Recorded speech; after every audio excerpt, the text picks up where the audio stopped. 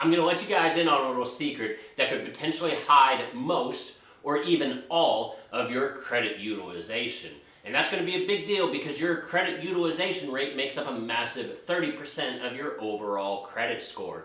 It's the second largest category right behind do you pay your bills on time? And that category is only 35%. So these two categories are both super important.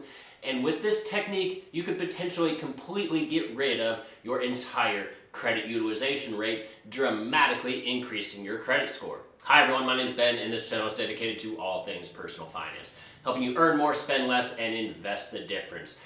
Now today I'm going to be talking about, like I said, a special technique that can hide your credit utilization rate for a little bit. Now I need to stress before we get too deep into this that this is not a long-term solution. This is a temporary fix. This is a band-aid. But that's okay because not all of the time do we need a permanent fix. Let's be realistic, guys. Your credit score could be trash 364 days out of the year. And that's okay because there's only one day a year that your credit score matters. And that's the day that you try to apply for a loan, because that's the day your lender is going to pull your credit report and either give you a thumbs up or a thumbs down, depending on whether or not they like what they see. Every other day of the year, your credit score is completely irrelevant. So realistically, we just need to be able to create a short window of time, a gap, where we can suddenly and dramatically boost our credit score as high as humanly possible. And it's during that short window of time, that's when we're going to go and apply for whatever kind of big loan we're going for. Maybe it's a mortgage, auto loan, student loan, whatever it is you're applying for. That's the time window that we're going to strike and we're going to apply for that loan. All right, guys, so in order for this trick to work, basically what we're going to need is we're going to need at least 2 different credit cards that have balances on them. And then what we're going to be doing is we're going to be taking advantage of balance transfers coupled with the fact that credit cards only report to the credit bureaus one time a month. That's it.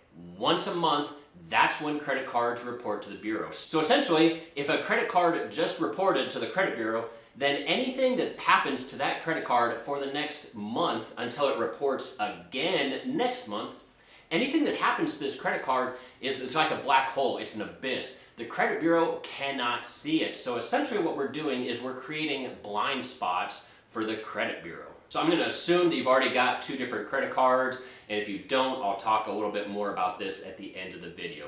But basically what you're going to do is you're going to want to go and find the day of the month that both of your credit cards report to the credit bureau. Now you can go to your individual credit card statement, it shows it on there what day it reports to the credit bureau, or you can just go to places like Credit Karma or something like that. You can go to the accounts tab and then click on whatever credit card that you have. So here you can see I just pulled up Credit Karma for one of my USAA credit cards. And here you can see that this credit card reported to the credit bureau on January 27th. And that means that since this card reported on January 27th, the next time it will report is February 27th. March 27th, April 27th, right?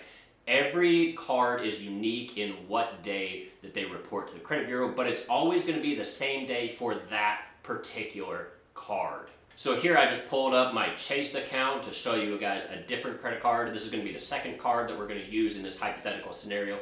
And I've just got my 2020 statements pulled up. That way you can see that, yes, in fact, these report on the exact same day every month.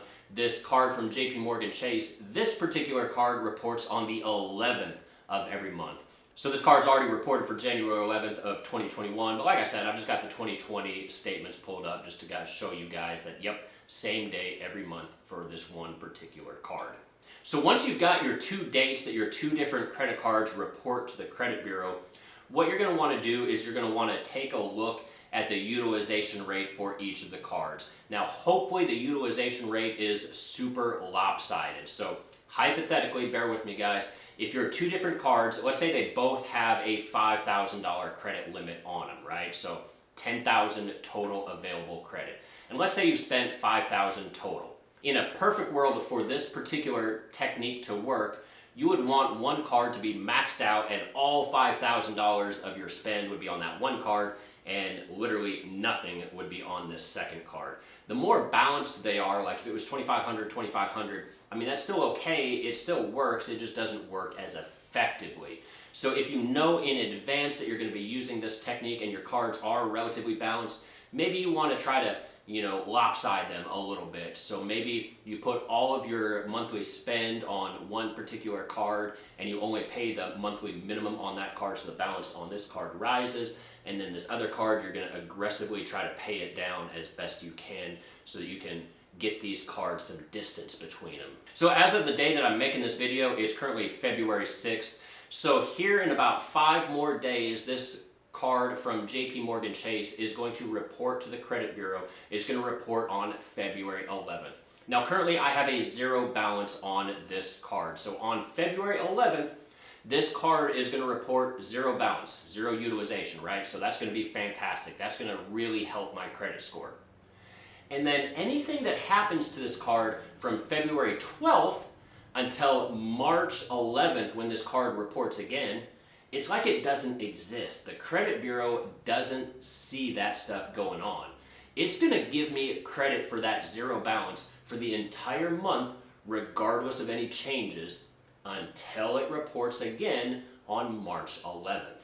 So theoretically what I could do is on February 12th, the day after this card reported a 0 balance, I could take that balance that's on my USAA card and transfer it, do a balance transfer to this JP Morgan Chase card. So hypothetically, this card from JP Morgan Chase just reported 0 balance on the 11th. And then I took this super high balance from my USAA card and moved it over here on the 12th. But that doesn't matter. Like I said, the credit bureau is not going to see that for a month. And then I'm going to wait about 2 weeks until this other card, this USAA card that reports on the 27th of the month. This card previously had a super high balance, but since we transferred it, now on February 27th, it's also going to report a super low balance, or potentially a 0 balance. And that means from February 28th until March 11th, when that first card reports again, both of these cards effectively reported a 0 balance to the credit bureau. So any kind of debt is essentially vanished. It's hidden until that first card reports again on March 11th. So we have that brief period of time. We got about 2 weeks from February 28th until March 11th where the credit utilization is essentially non-existent. We made our window of time where our credit score is going to be super high. And that's the time we're going to strike. That's the time where we're going to go and apply for our mortgage or apply for our student loan or auto loan or whatever kind of big loan it is. It's in that window that we've created that we're going to go and apply for these loans. Now I do have to warn you that there is some downsides to this technique. Balance transfers do cost a little bit of money. Typically they're going to cost somewhere between 3 to 5% of whatever balance it is that you transferred. So if you transferred $5,000 from one card to another, you're going to be hit with a one-time fee of somewhere between that 3 and 5%, depending on what kind of credit card you have. It's listed in your terms of service. So just be on the lookout for that. Know that that fee is coming. But depending on the size of the loan that you're trying to apply for, it may very well be worth that fee in order to actually get approved for this loan, or potentially just be approved at a better interest rate for this loan, because even small changes to your interest rate could potentially save you thousands or tens of thousands of dollars, especially if it's a super expensive purchase, maybe like a mortgage. Now, if you don't already have 2 credit cards to make this trick work, maybe you have time to actually go and apply for a second credit card before you go and make your big purchase. That way you can actually have 2 cards to make this process work. If you are going to apply for a second credit card, I would highly recommend looking for one that offers some sort of balance transfer introductory rate.